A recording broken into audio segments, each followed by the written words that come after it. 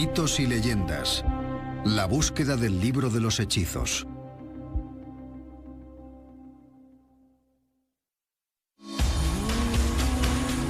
Una leyenda habla de la existencia de un libro de magia desde hace 5000 años.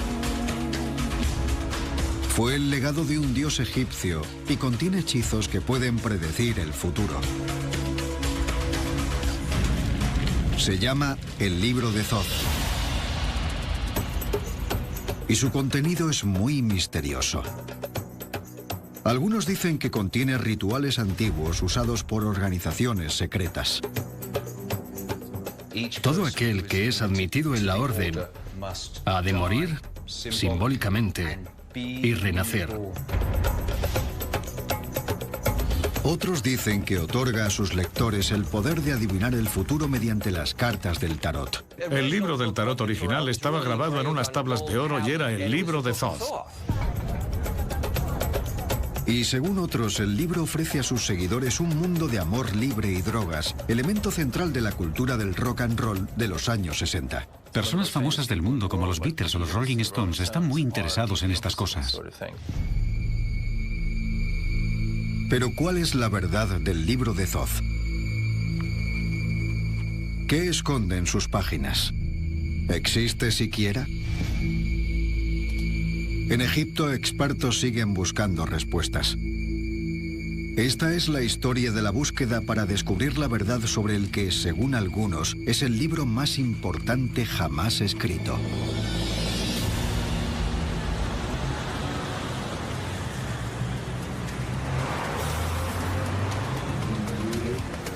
Centro de Londres. En esta ajetreada ciudad se esconden librerías especializadas en lo oculto y el esoterismo. Venden de todo, desde libros sobre sabiduría antigua a amuletos mágicos. Pero una de las imágenes más comunes es la de un antiguo dios egipcio.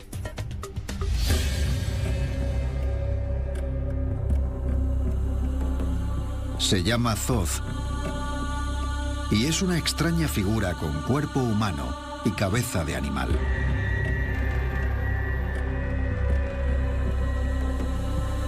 Y en los estantes hay copias de su libro, el llamado libro de Thoth. 5000 años después de que se escribieran los libros de Thoth originales, siguen cautivando a la gente. A mí me han pedido que participe en conferencias donde las imágenes sobre el escenario y en las tarjetas identificativas son la figura de Thoth.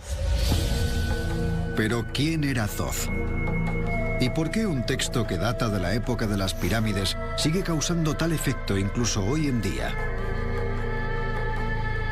La respuesta se esconde en una enrevesada historia que tuvo lugar a miles de kilómetros de distancia, en el norte de África.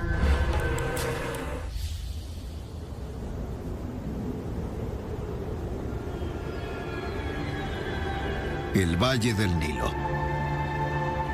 Durante años, en lugares de todo Egipto, arqueólogos han ido descubriendo la que probablemente fuera la mayor civilización del mundo antiguo.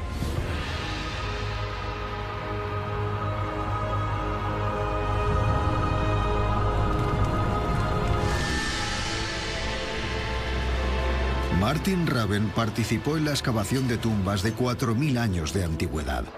Hemos desenterrado una gran necrópolis llena de tumbas con preciosas pinturas, relieves murales e inscripciones.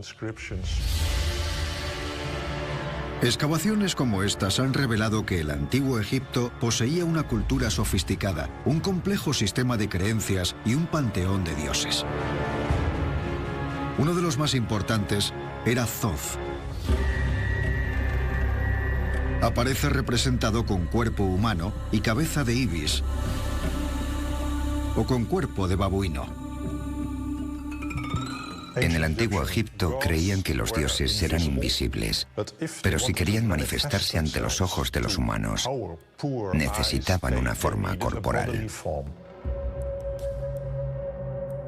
Muchos dioses tenían un animal sagrado que se creía que estaba conectado con ellos.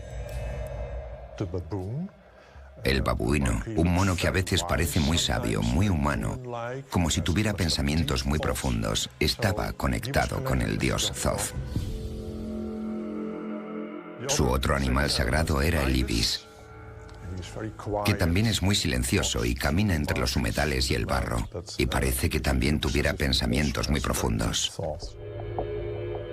Para los antiguos egipcios, Thoth era un dios con poderes excepcionales. Thoth era el secretario de los dioses, anotaba lo que decidían. Así que se convirtió en el dios de la sabiduría y a veces también en el dios de la curación y de la magia.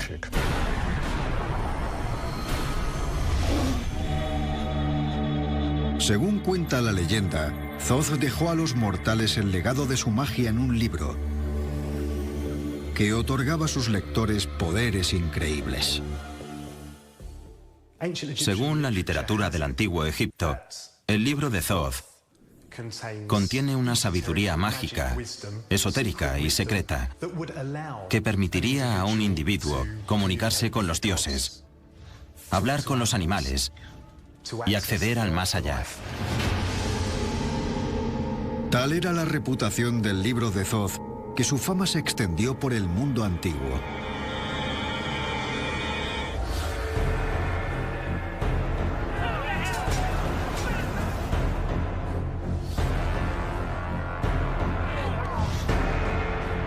En el siglo III a.C., el rey guerrero Alejandro Magno invadió Egipto.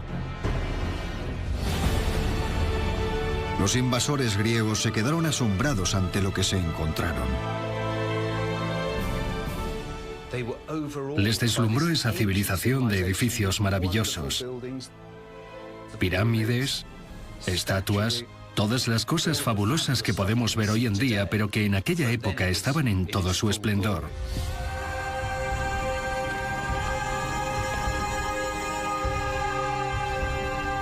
Quedaron tan impresionados que adoptaron gran parte del credo egipcio, incluidos algunos de sus dioses. Uno de ellos era Thoth. Los griegos ya tenían la figura de Hermes, el dios que, según creían, era el patrón de lo que podríamos llamar ciencia. Era el inventor de la escritura. Así que se encontraron con la figura de Thoth, que según los egipcios, también era el inventor de las matemáticas y la geometría, que les habían permitido construir las pirámides. Así que los griegos asociaron su figura de Hermes a la figura de Thoth del antiguo Egipto. Los griegos declararon que Thoth y Hermes eran el mismo dios.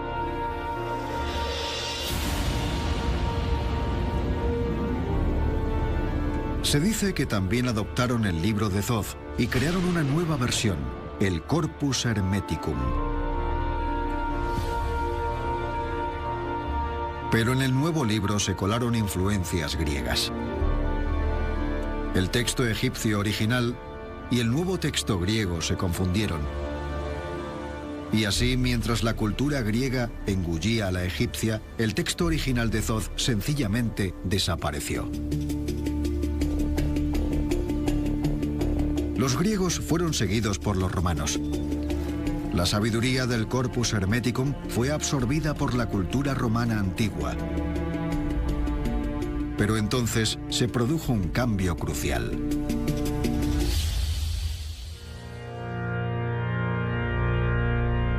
El cristianismo se extendió por Europa. Las referencias a dioses paganos como Thoth y Hermes fueron prohibidas. La versión griega del libro de Thoth fue eliminada.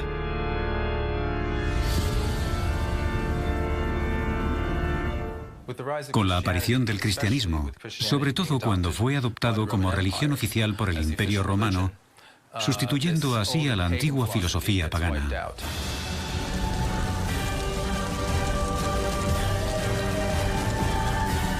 Los que defendieron las ideas paganas fueron quemados en la hoguera o torturados en la rueda.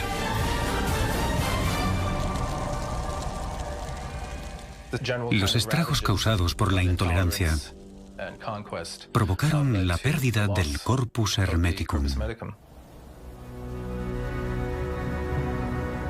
Primero se había desvanecido el libro de Thoth original en Egipto. Luego la versión griega, el Corpus Hermeticum, también desapareció. Lo que estuviera escrito en el libro de Thoth parecía haberse perdido para siempre.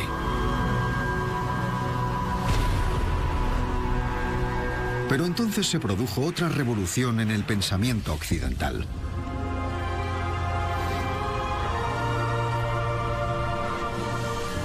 En el siglo XIV, el Renacimiento llegó a Italia. Fue una época de fermento intelectual y grandes preguntas.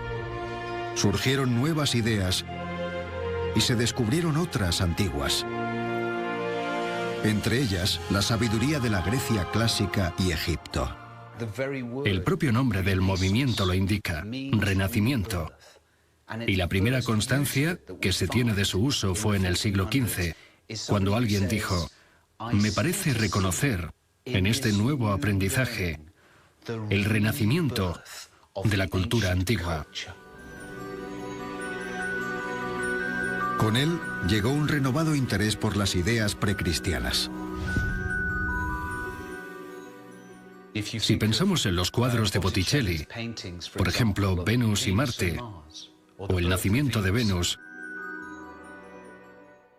son dioses paganos que estaban siendo pintados por primera vez en Europa desde hacía miles de años.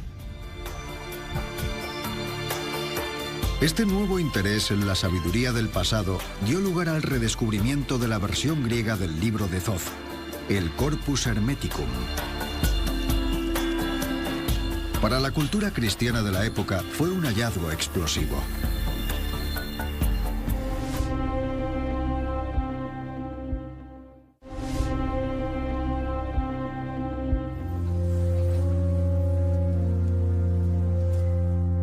La Iglesia Católica llevaba más de 1000 años gobernando Europa. Pero cada vez eran más los que pensaban que era demasiado autoritaria y poderosa. Las instituciones se habían vuelto terriblemente corruptas. El oficio del Papa había quedado totalmente desacreditado. Las bulas se compraban y vendían. La Iglesia había perdido el respeto incluso del pueblo llano.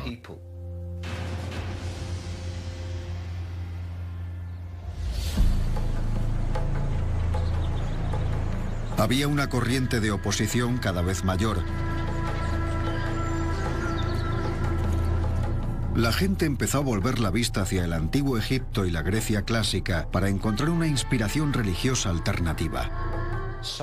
Alguien llevó a Florencia los libros de Hermes, el Corpus Hermeticum, y la corte de los Medici, que todavía se estaba recuperando del descubrimiento de Platón y de los filósofos presocráticos, se encontró de repente con estos libros de Hermes o de Thoth por primera vez.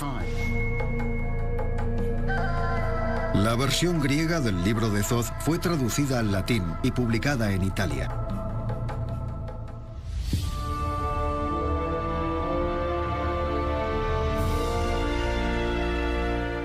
Se convirtió en uno de los libros más influyentes de la época. Se hicieron varias ediciones durante el siglo y medio siguiente.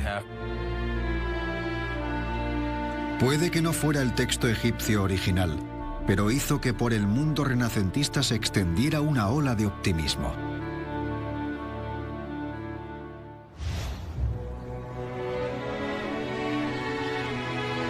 Lo que hacía que el mensaje de esta versión griega del libro de Thoth fuera tan emocionante era su visión del lugar del hombre en el mundo. Para aquellos cuya intención era desafiar la ortodoxia de la Iglesia, llegó como una revelación. Presentaba una visión completamente distinta de la humanidad, no como una figura que después de haber sido desterrada del jardín del Edén, vagaba sin rumbo. El libro de Thoth sostenía que el hombre ocupaba una visión elevada dentro de la creación. El mensaje del libro de Thoth parecía implicar que el hombre era algo más que un sirviente de los dioses. No solo tenía los mismos poderes que los dioses, sino que era su deber usar esos poderes para crear un mundo mejor, más bello.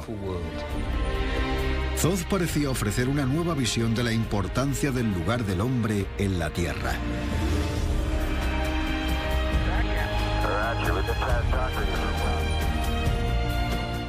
Los libros de Thoth dicen que el hombre está a medio camino entre los ángeles y los animales y tiene un papel muy especial. Es un co-creador junto a Dios y debe crear objetos de belleza, siguiendo el ejemplo de Dios tal y como Él lo hizo.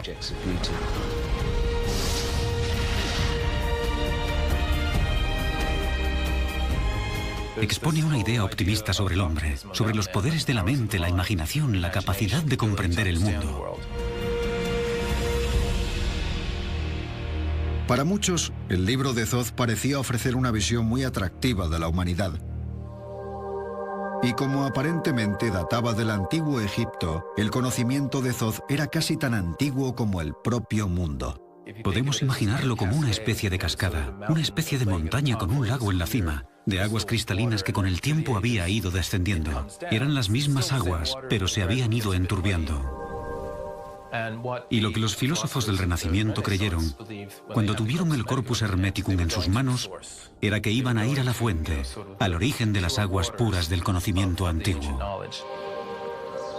Lo irónico era que esa filosofía alternativa se basaba en la versión griega del libro de Thoth. Nadie podía estar seguro de cuánto tenía en común con el texto egipcio original. Pero en el nombre de la sabiduría egipcia avanzarían en direcciones muy curiosas.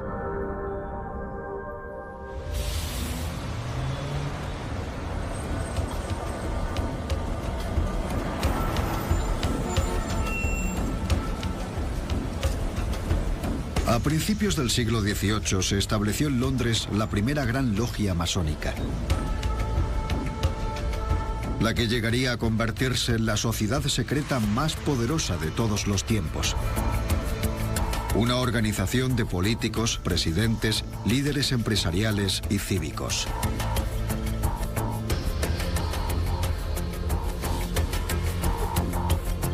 Pero a principios del siglo XVIII estaba compuesta por un pequeño grupo de hombres que anhelaban un mundo mejor.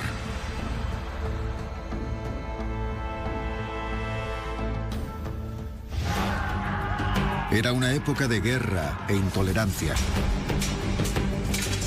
Había luchas entre Inglaterra y Escocia, entre católicos y protestantes. El período inicial de la francmasonería fue uno de gran inmoralidad. En política y religión había muchísima corrupción.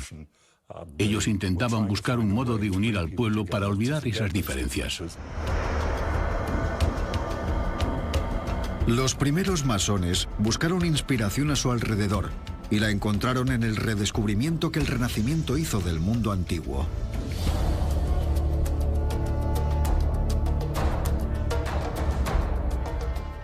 Puede que no seamos capaces de señalar los vínculos históricos concretos, pero podemos decir que los rituales y el propósito fundacional de la francmasonería se remontan al antiguo Egipto. Como los hombres del Renacimiento antes de ellos, los primeros masones quedaron cautivados por la visión más activa que tenía Thoth de la humanidad. La Grecia clásica y Egipto eran consideradas la cuna de la civilización, de cosas como la ciencia y las matemáticas, que por ejemplo eran la base de la arquitectura. Los masones los consideraban los cimientos del arte que habían dejado atrás. Así que sentían una gran reverencia por cualquier cosa de la época clásica y del antiguo Egipto. Para plasmar esa reverencia, los masones adoptaron símbolos egipcios. Importaron cosas como la esfinge, las pirámides y lo que tuviera que ver con Egipto.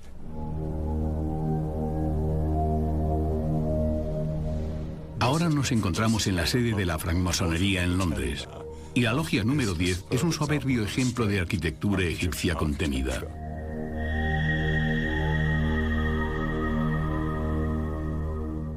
Hay copias del libro de los muertos de los egipcios en las paredes y columnas, cuyos pilares están decorados con flores de loto. Y lo que es más importante, los masones se centraron en una parte en concreto del Corpus Hermeticum. Era un ritual que todos los masones tenían que pasar. Y según creían, provenía directamente del antiguo Egipto. Era el ritual del Renacimiento.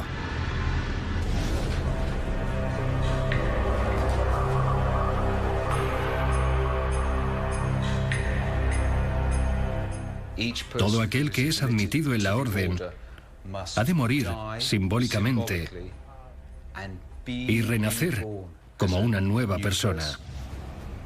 Y esta idea del renacimiento es una idea central en los libros de Thoth, en el Corpus Hermeticum.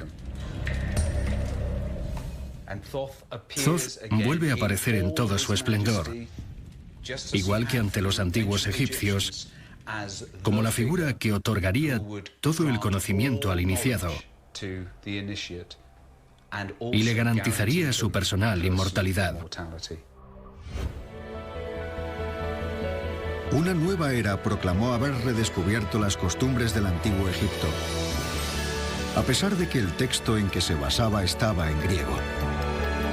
Pero nadie podía saber qué había en el libro de Thoth original.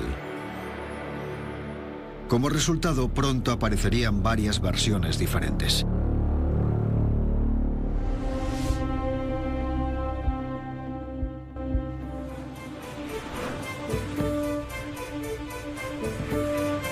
París, finales del siglo XVIII. Mientras la francmasonería se extendía por Europa, algo nuevo despertaba en Francia. Antoine Cor de Gébelin era un famoso escritor y pensador suizo. Cor de Gébelin era ocultista y masón. De hecho, pertenecía a la misma logia masónica de París que Voltaire y era amigo del rey de Francia. Así que estaba muy bien conectado. Cor de Gébelin tenía dos intereses principales. El primero era el antiguo Egipto. Y el segundo, los juegos de cartas. Las cartas eran un popular pasatiempo. Muchas tenían ilustraciones de figuras y eventos míticos o populares. Se usaban en un juego llamado tarot, el equivalente del siglo XVIII al romy o al bridge. A mediados del siglo XVIII, Cor de Gébelin unió sus dos intereses. Mientras usaba una baraja de cartas del tarot, llegó a una sorprendente conclusión. Empezó a fijarse en la baraja y se dio cuenta de que estaba basada en la filosofía hermética. Entonces empezó a pensar que todas las cartas parecían estar relacionadas con el libro más importante del mundo, el libro del conocimiento. La teoría de Gébelin, según la cual las cartas eran el libro de Thoth original, no es tan extraña como parece.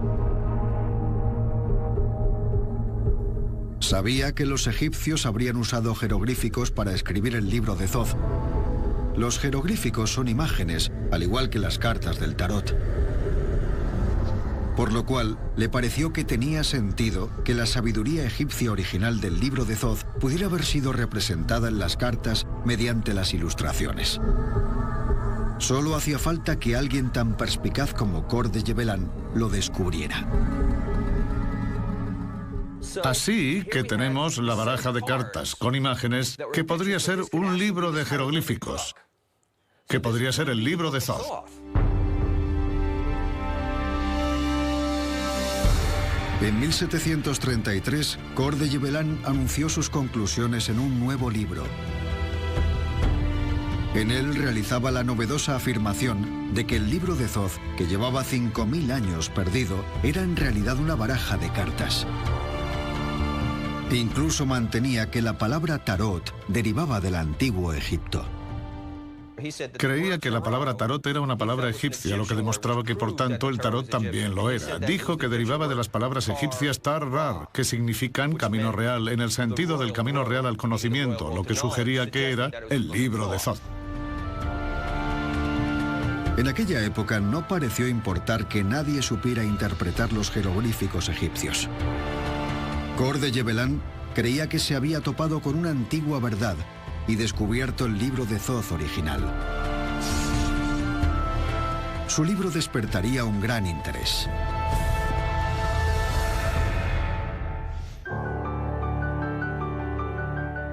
Un hombre que quedó cautivado por él fue un vendedor ambulante, maestro y espiritista llamado Jean-Baptiste Alliet. Durante años había coqueteado con el ocultismo. Alliet cogió la idea de Kor de Yebelan y la hizo suya. Creó una baraja del tarot ligeramente diferente. Lo llamó el tarot Eteilla. Básicamente, Alliet se llamaba a sí mismo Eteilla por motivos mágicos. En realidad era su apellido escrito al revés. Alliet afirmaba que sus cartas tenían un toque egipcio auténtico. La primera carta que vemos aquí es un consultante que de hecho parece un hombre egipcio. El consultante es aquel que busca adquirir conocimiento en una lectura del tarot. Pero Alliet no se quedó ahí. Si comparamos al loco de las cartas Eteilla con el loco francés, el francés sufre el ataque de un perro porque es un extraño. Para que quedara más egipcio, creyó que la criatura que debería atacarle en este caso debería ser un leopardo, porque pensaba que venían de Egipto. Así que es un leopardo el que le muerde la pierna al loco en vez de un perro. Estas cartas, según Alliet, representaban la auténtica sabiduría de Thoth. Y lo que es más, podían hacer algo verdaderamente mágico. Podían adivinar el futuro.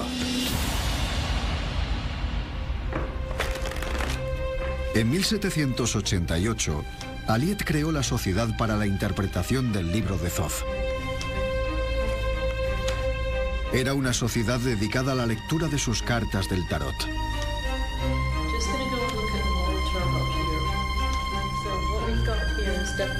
Casi 2000 años después de su desaparición, afirmaban que la versión original, la versión egipcia del libro de Thoth, había reaparecido gracias a la labor de dos franceses. La leyenda del libro de Thoth había dado un nuevo giro. Pero pronto habría una versión más del libro.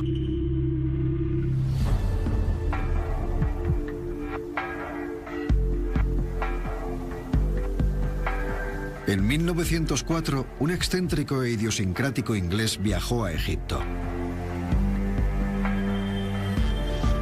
Se llamaba Aleister Crowley y era el líder de una sociedad ocultista llamada la Orden Hermética del Alba Dorada.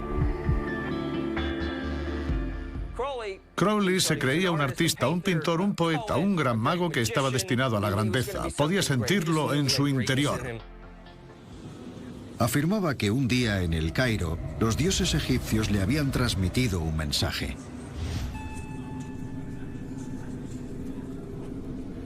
Dijo que a lo largo de 3 días había experimentado una serie de revelaciones.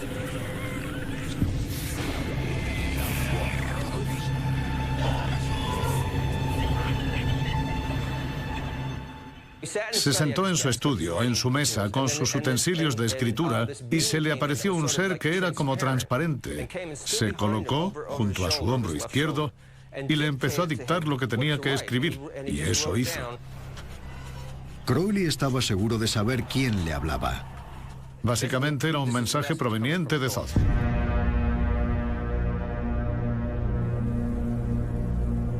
Crowley tituló el texto El Libro de la Ley. Si contaba la verdad, sería la versión más auténtica del libro de Thoth hasta el momento. Provenía del propio Dios.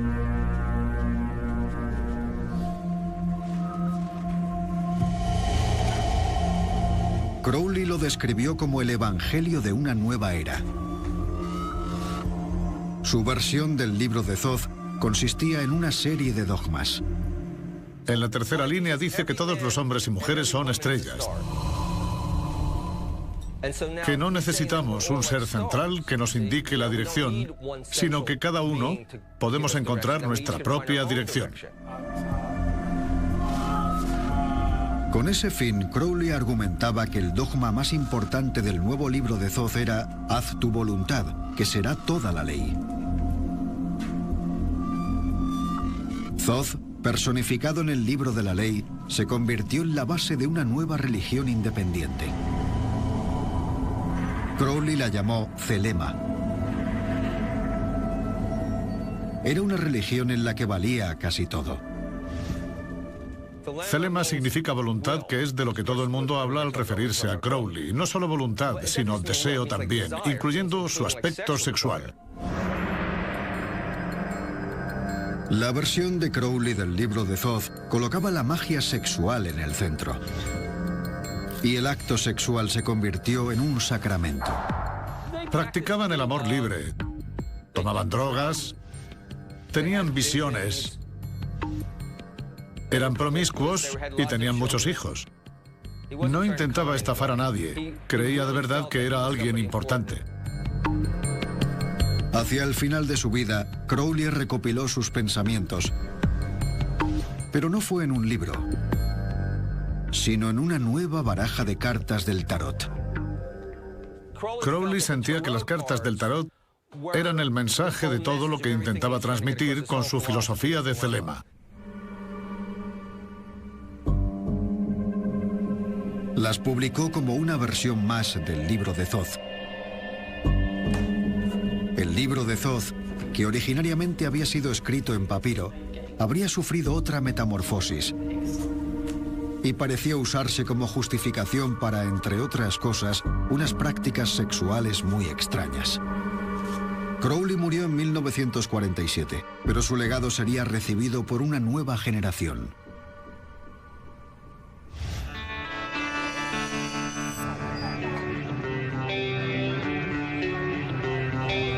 Los años 60, Gran Bretaña. La versión de Crowley del libro de Thoth fue adoptada por la contracultura del rock and roll. El significado de lo que antaño había sido el libro de Thoth era algo totalmente confuso.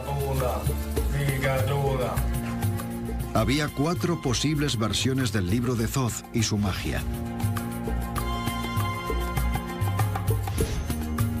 La antigua versión griega, el Corpus Hermeticum, traducida al latín y aceptada durante el Renacimiento. La versión de Aliet del siglo XVIII, una baraja de cartas del tarot que, según afirmaba, era la representación del texto jeroglífico original. La versión libertina de Crowley, una baraja de cartas del tarot que, según decía, era un mensaje del propio Thoth. Y la versión de 1960, que mezclaba varias versiones anteriores para crear otra diferente.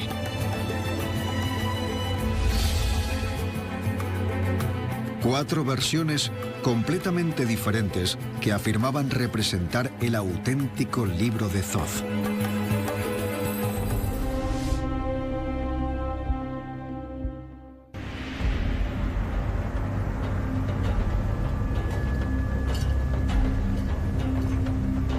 Desde hace más de 100 años, excavaciones arqueológicas han ido desvelando los misterios de la civilización egipcia.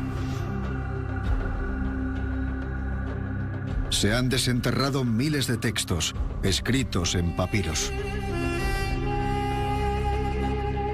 Si el libro de Thoth existe de verdad, este sería el lugar en el que buscarlo. Pero los papiros no desvelan sus secretos con facilidad. Están escritos en 2 sistemas de escritura egipcios diferentes, algunos en jeroglíficos y otros en una variación llamada demótico.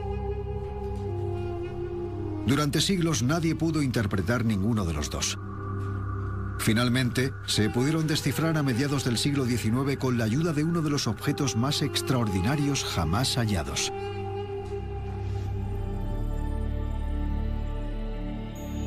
La piedra Rosetta.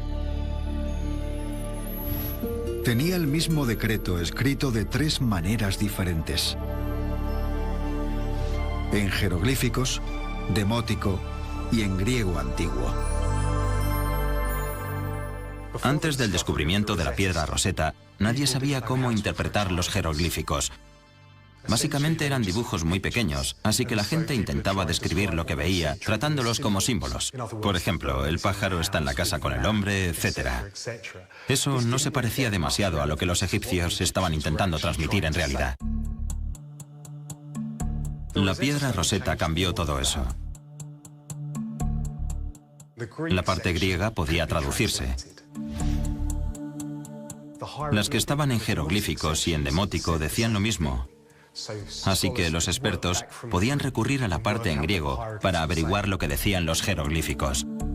Así descifraron el código.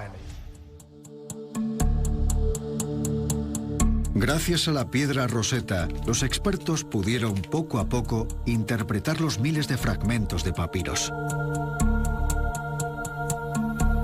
obteniendo así resultados intrigantes.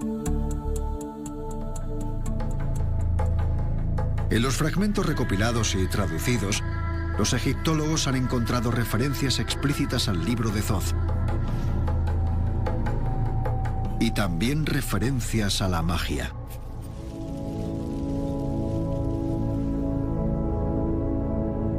Pero no es la magia tal y como solemos entenderla. La gente pensaba que era un milagro que la luna no se precipitara sobre la Tierra, o incluso el Sol, que hubiera un cambio entre el día y la noche. Así que la magia del libro de Thoth no ayudaba a predecir el futuro.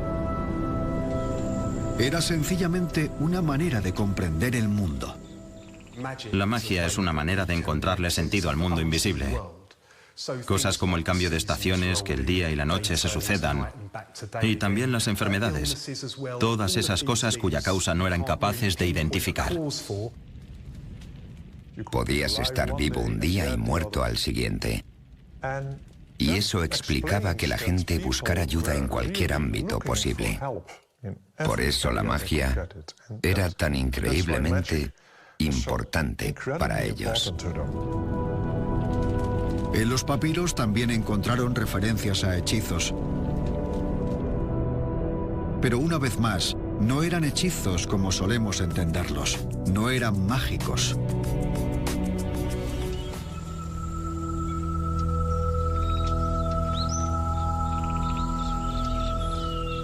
Un hechizo que los egiptólogos han catalogado como el número 15 dice así: Que él me conceda ver el disco solar y contemplar la luna sin cesar cada día.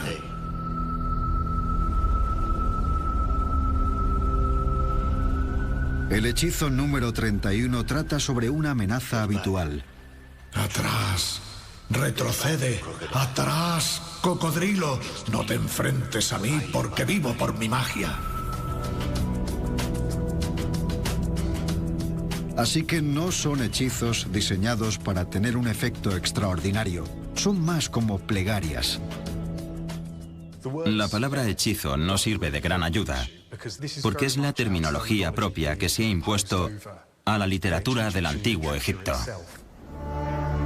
¿Significa todo eso que las últimas interpretaciones del libro de Thoth, que ven en él poderes mágicos y sobrenaturales, están simplemente equivocadas?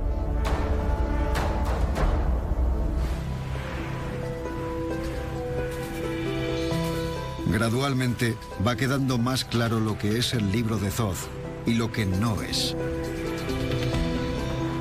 Hay referencias a que el hombre sea casi un dios, como creían en el Renacimiento, y también al ritual masónico de la muerte y el renacimiento. Estas pistas sugieren que el corpus hermético griego contenía parte del pensamiento egipcio original. Pero no hay ninguna referencia en ninguno de los papiros al tarot o a imágenes de cartas del tarot. Tampoco hay ninguna referencia a la versión de libre albedrío de Crowley o su defensa de la promiscuidad. Y no hay ninguna referencia a los rituales del misticismo de la nueva era. Todo eso no son más que invenciones. Pero en esos papiros hay algo que es mucho más significativo.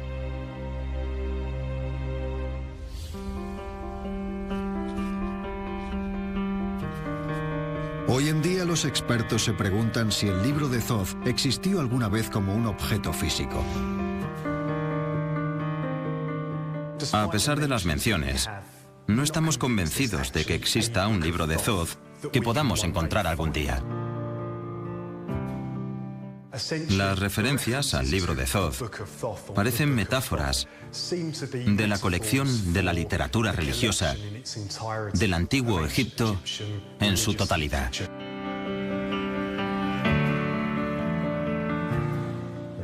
Hay varias compilaciones del saber mágico escritas en diferentes periodos, que para los creyentes de esos periodos eran el auténtico libro de Thoth. Pero cuando las juntamos todas, son tan diferentes que no hay una tradición común. El libro de Thoth jamás existió.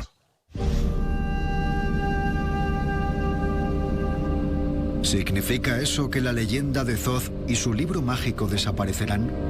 Parece poco probable.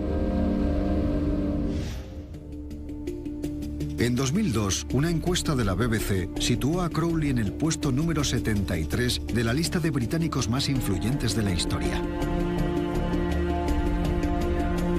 Y una nueva generación está ensalzando las leyendas del antiguo Egipto. Nuevas películas y videojuegos se inspiran en el antiguo Egipto. Y aunque no exista ningún libro de Thoth, eso no impedirá que una nueva generación crea en él. La leyenda de Thoth y su magia, con 5000 años de antigüedad, sigue ejerciendo una fuerza muy poderosa. Hoy en día, sigue habiendo sociedades secretas que consideran a Thoth el Mistagogo arquetípico, la persona, el Dios que nos guiará hacia los misterios arcanos de la conciencia.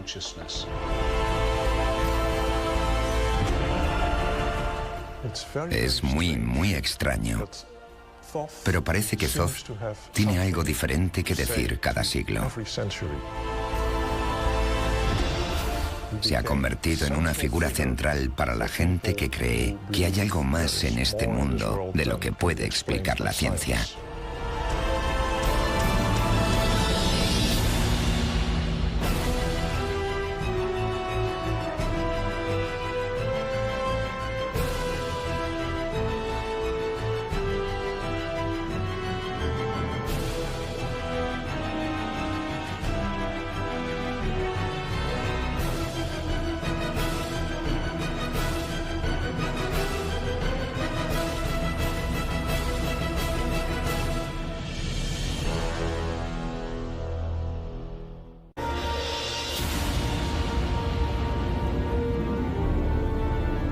Se dice que también adoptaron el libro de Thoth y crearon una nueva versión, el Corpus Hermeticum.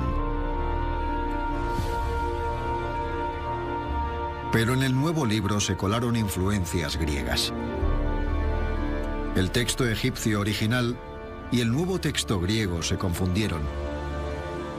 Y así, mientras la cultura griega engullía a la egipcia, el texto original de Thoth sencillamente desapareció. Los griegos fueron seguidos por los romanos. La sabiduría del Corpus Hermeticum fue absorbida por la cultura romana antigua. Pero entonces se produjo un cambio crucial.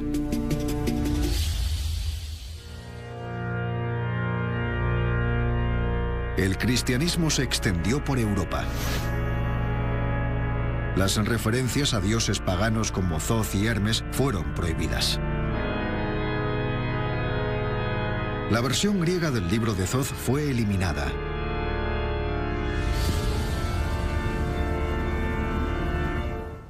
Con la aparición del cristianismo, sobre todo cuando fue adoptado como religión oficial por el Imperio Romano, sustituyendo así a la antigua filosofía pagana.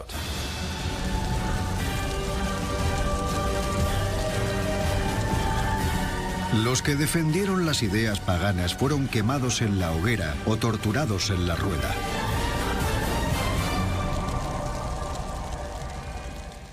Los estragos causados por la intolerancia provocaron la pérdida del Corpus Hermeticum.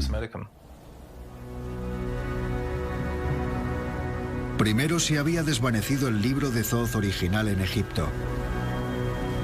Luego la versión griega, el Corpus Hermeticum.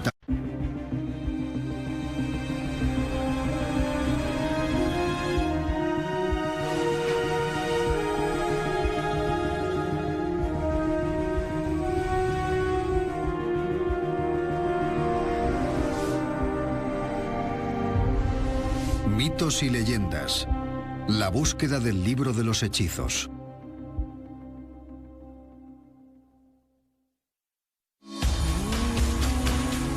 Una leyenda habla de la existencia de un libro de magia desde hace 5000 años. Fue el legado de un dios egipcio y contiene hechizos que pueden predecir el futuro. Se llama el libro de Thoth. Y su contenido es muy misterioso. Algunos dicen que contiene rituales antiguos usados por organizaciones secretas. Todo aquel que es admitido en la orden ha de morir simbólicamente y renacer. Otros dicen que otorga a sus lectores el poder de adivinar el futuro mediante las cartas del tarot. El libro del tarot original estaba grabado en unas tablas de oro y era el libro de Thoth. Y según otros, el libro ofrece a sus seguidores un mundo de amor libre y drogas, elemento central de la cultura del rock and roll de los años 60. Personas famosas del mundo como los Beatles o los Rolling Stones están muy interesados en estas cosas. Pero ¿cuál es la verdad del libro de Thoth? ¿Qué esconde en sus páginas? ¿Existe siquiera? En Egipto, expertos siguen buscando respuestas. Esta es la historia de la búsqueda para descubrir la verdad sobre el que, según algunos, es el libro más importante jamás escrito. Una gran necrópolis llena de tumbas con preciosas pinturas, relieves murales e inscripciones. Excavaciones como estas han revelado que el antiguo Egipto poseía una cultura sofisticada, un complejo sistema de creencias y un panteón de dioses. Uno de los más importantes era Thoth. Aparece representado con cuerpo humano y cabeza de ibis, o con cuerpo de babuino. En el antiguo Egipto creían que los dioses eran invisibles, pero si querían manifestarse ante los ojos de los humanos, necesitaban una forma corporal. Muchos dioses tenían un animal sagrado que se creía que estaba conectado con ellos. El babuino, un mono que a veces parece muy sabio, muy humano, como si tuviera pensamientos muy profundos, estaba conectado con el dios Thoth. Su otro animal sagrado era el ibis, que también es muy silencioso y camina entre los humedales y el barro, y parece que también tuviera pensamientos muy profundos. Para los antiguos egipcios, Thoth era un dios con poderes excepcionales. Thoth era el secretario de los dioses, anotaba lo que decidían. Así que se convirtió en el dios de la sabiduría y a veces también en el dios de la curación y de la magia.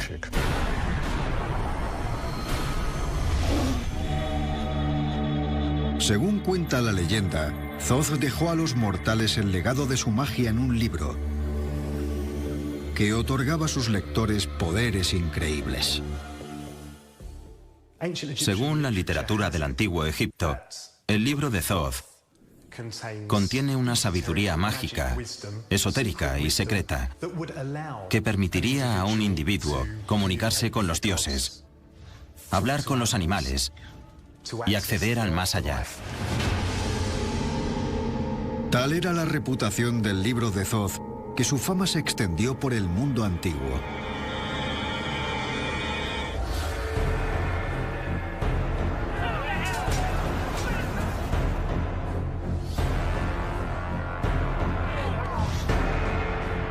En el siglo III a.C., el rey guerrero Alejandro Magno invadió Egipto. Los invasores griegos se quedaron asombrados ante lo que se encontraron. Les deslumbró esa civilización de edificios maravillosos, pirámides, estatuas, todas las cosas fabulosas que podemos ver hoy en día, pero que en aquella época estaban en todo su esplendor.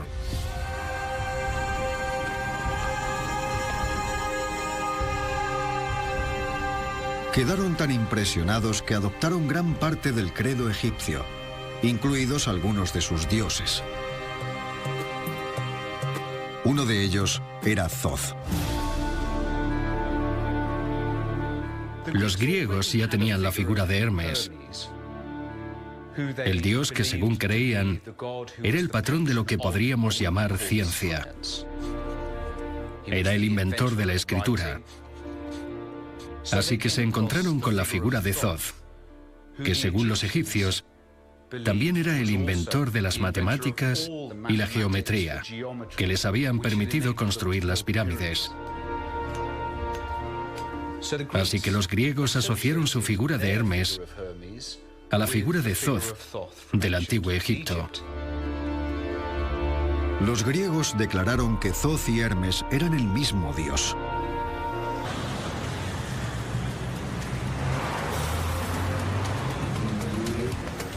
Centro de Londres. En esta ajetreada ciudad se esconden librerías especializadas en lo oculto y el esoterismo. Venden de todo, desde libros sobre sabiduría antigua a amuletos mágicos. Pero una de las imágenes más comunes es la de un antiguo dios egipcio.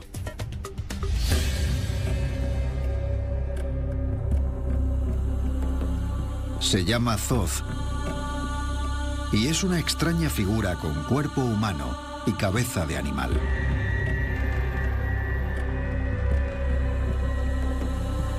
Y en los estantes hay copias de su libro, el llamado Libro de Thoth. 5000 años después de que se escribieran los libros de Thoth originales, siguen cautivando a la gente. A mí me han pedido que participe en conferencias donde las imágenes sobre el escenario y en las tarjetas identificativas son la figura de Thoth. Pero ¿quién era Thoth? ¿Y por qué un texto que data de la época de las pirámides sigue causando tal efecto incluso hoy en día? La respuesta se esconde en una enrevesada historia que tuvo lugar a miles de kilómetros de distancia, en el norte de África.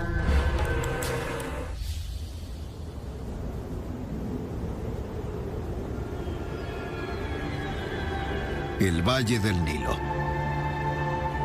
Durante años, en lugares de todo Egipto, arqueólogos han ido descubriendo la que probablemente fuera la mayor civilización del mundo antiguo.